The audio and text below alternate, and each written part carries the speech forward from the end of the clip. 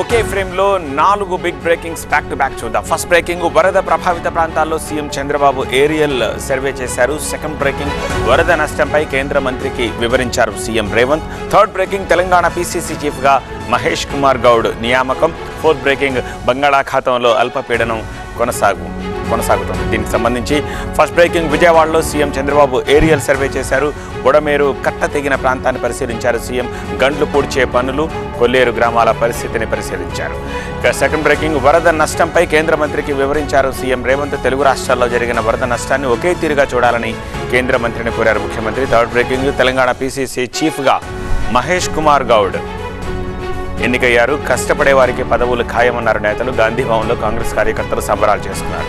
ఇక fourth breaking, బంగాళాఖాతంలో అల్పపీడనం కొనసాగుతోంది. ఈ నెల 9 నాటికి అది వాయుగుండంగా మారే అవకాశం ఉంది. ఏపీలోని పలు జిల్లాల్లో 2 రోజుల పాటు మోస్తరు వర్షాలు పడతాయని, గంటకు 30 నుంచి 40 కిలోమీటర్ల వేగంతో ఈదురుగాలులు వీస్తాయని అంటున్నారు.